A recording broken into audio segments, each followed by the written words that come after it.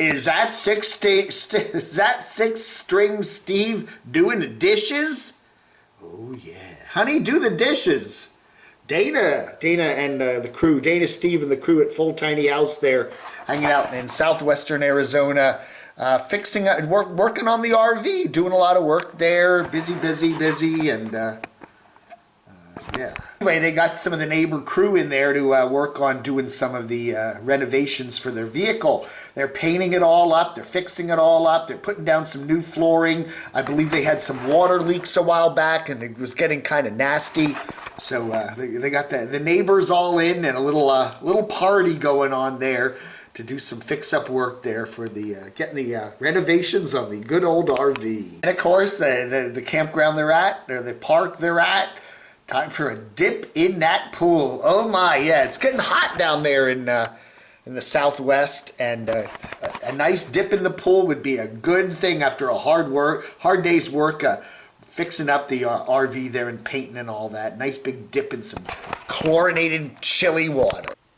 Hey, we got Dave's RV Life. He is starting the floor, working on the new van, the new to him van rebuild. Oh my goodness, I got the bug. Nomadic Rev has got the bug. Oh no, I hope you're okay, Nomadic Rev. Element Van Life is continuing his work with his girlfriend Shannon there, that's Nate, setting the foundation flooring for their 4x4 Japanese domestic vehicle Toyota rebuild or build out, or whatever you want to call it. Box Van D takes a Lake Havasu boat tour. I'm just like, there's not a lot here to talk about today. So a good one from Itchy Boots, continuing her ride there through South Africa. That's always interesting. But the Nomads right now, it's pretty sparse. Not a lot going on. Tales of Wonderlust, how to order Amazon Prime products while living living as a nomad. Yeah, okay, all right. Letters. I did a little video this morning. We were talking about, how some people can just find that perfect place, that apartment, that house, the backyard, and just be content to spend their whole life there. The little town. And what was that line Dorothy said at the very end of The Wizard of Oz, where she returns back to Kansas and all of her friends there, and it's kind of like if you can't find it in your backyard, you won't be able to find it anywhere. Some line like that. It was kind of like, if you can't find it right there, then why go looking all over the world for it? Alex G says, I remember a man in Lubbock, Maine, sitting on the porch saying everything he needs or wants is right there. He stated that he has never gone more than 30 miles from home. I thought I wouldn't have known how nice it was there if I hadn't traveled to see it. I guess I'm on the fence about people constantly being on the road, but somehow can't touch the contentment of that gentleman. Yeah, that gentleman I met. And again, some people, No Fear to Trek says, some people see the horizon as a comfortable boundary. Others see it as a destination to continue from. I've always found my contentment has been of the latter. Yeah.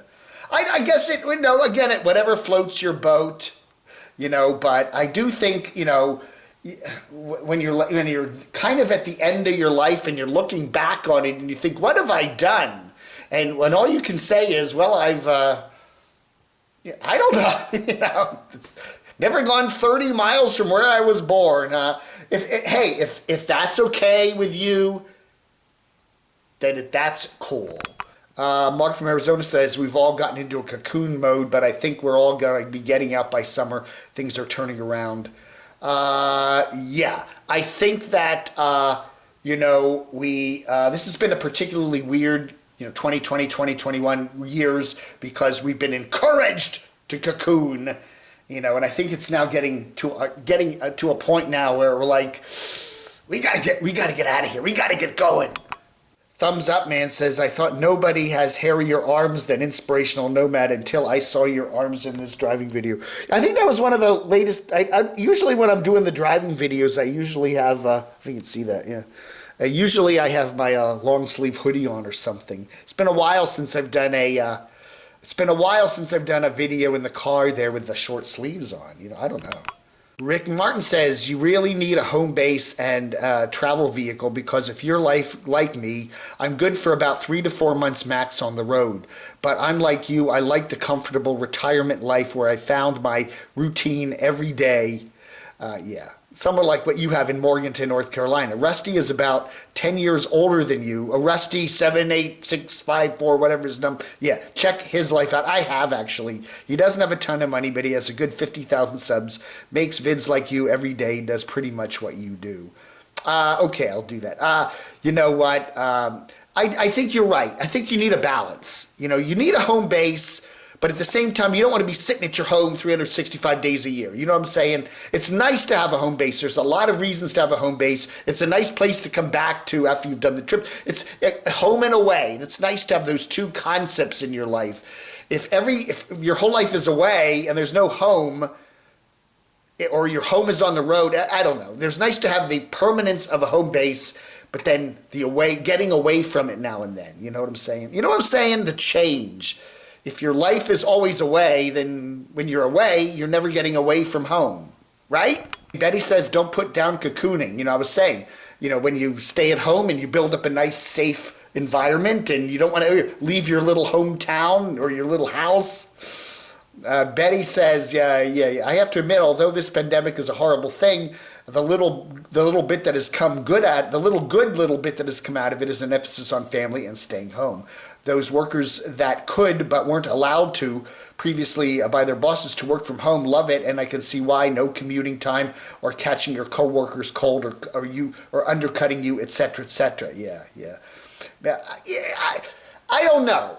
I've been in the work-a-day environment. I know back in the 1980s, I had a jobby poo, and I would get in the car every day, and I would drive to my office, and I had an office, and I went up the little dinky little elevator, and you know, I did my work, and I got out of my car in the evening and went home, and there are parts of an advantage to that. You know, there is something good about having a different workspace than your home. If you turn your home into a workspace, and that can be a grind too, in a way. You know, to have a separate home and a separate office, there's advantages to that. You separate your life from home and office. If all of a sudden now work is home life too, and then you mix it all up, that can have advantages, but that can also have disadvantages. They're saying parts of Charlotte now, you know, even though the pandemic is pretty much ended and people can go back to work, that a lot of the offices are saying, hey, you guys just stay home and work. We don't need these big office spaces, these big floor plans there in office buildings in downtown Charlotte. So people, even though they can come back to work, they're not coming back to work. They're staying at home and working. And I know if you've got kids to watch and your family to tend to, that's cool. But I don't know. I can think of some situations where, you know, being home all the time and working from home and living at home could get a little weird. Arlene, the cat lady, says, no matter where I go, I should always bring Crotchy. I will. Oh, yeah. Oh, Crotchy's coming along wherever I travel. Absolutely all the time. No exceptions. I don't know. It's going to be hard getting all these guys on a plane or something, right? We got Camo Doc, and we got Cringy, and we got Crotchy, and we got Froggy, and we got Camo Bear. I mean, I could take Crotchy, you know, but I don't know, man. All those guys, it's going to be a crazy menagerie. Can you see me on a plane with all of them? Ernest Hemingway says, why go out on the road or do things when I can watch all these people doing things on TV or read a book about other people going out and doing things and going places? He. It's true. I don't need to go to Cuba. I can watch Bold and Bankrupt's trip to Cuba. I don't need to go to Argentina. I don't need to go to, South Africa. I can watch, I just watch Itchy Boots. I can watch Itchy Boots in South Africa. I can watch her up in Iceland. I can watch her traveling across Iran a couple years ago, I mean, yeah, I can watch Disney videos. It's not the same thing as actually being there, but there's plenty. I can be at Disney 24/7 all day long, just watch some Adam the Woo. Forrest Stinnett says, most people have a comfort zone and my apartment is mine. I do some traveling. I did about 10,000 miles last year. I'm thinking it's good. I think I'm set up for something good here. I got the home base now. I like it. It's a great place to come back to now and then, but I don't want to be here 365 days a year. Get that? I want to be out and about and doing some stuff. And I do want to do that, but it is nice to have that home base, you know. KC80V says, if I decide to get a van, please spare us on any build-out videos. You know what? I guarantee you, if I do buy a van, it's going to be a very, very minimalist build. There's not going to be a build-out, okay? The only thing that I require, I want a place where I can put a mattress down and make a little bedding up, and I definitely want to have a fan, okay? Because I need that blowing air. But other than that, that's like my only two require, and a bucket, obviously. But, that's it. The rest of it is kind of optional. I'm not going to be living in my van full time. That's a different thing. I don't want to do that. But traveling occasionally in it and spending an occasional night in it, maybe. Wally and Tony says the lack of bathrooms really makes traveling suck right now. I guess a lot of rest stops and bathrooms at McDonald's and stuff and fast foodie places are closed. I have to drive 6 hours to Spokane 3 times a week for work, and I've never pissed on my tires more in my life. Wow. I don't know, man. It's a 6-hour drive up to Northern Virginia, 7 if you stop a couple times, but there's always a lot of rest stops. I hope, I don't know. The truck stops, I think, would have their rest. The Loves and stuff would have their rest stops open. I mean, the bathrooms open, right? Yeah, I could see some Burger Kings and stuff not, but I don't know, man. By Pinkerton says, I doubt Foresty Forest has any problem with Chrome Van City Van Life, but when Chrome froze his van during the big freeze, yeah, he wasn't even out. He was literally parked in front of some building. He wasn't even out in the middle of nowhere. He reacted like a baby, saying, "How can I live here?" And how many and many comments put him down, saying how Foresty Forest searches for 41 below for minus 41 degrees, and Chrome is all upset with minus 41 degrees and wondering, is Chrome a real Canadian if he can't take minus 41 degrees? Come on, you Canadians can take that. That's Line Screws loves that temperature. He searching for minus 41 degrees. Minus, yeah. Chrome did the video and he's parked in front of a building. He's not like out in the middle. Foresty Forest, yeah, he goes out in the middle of nowhere.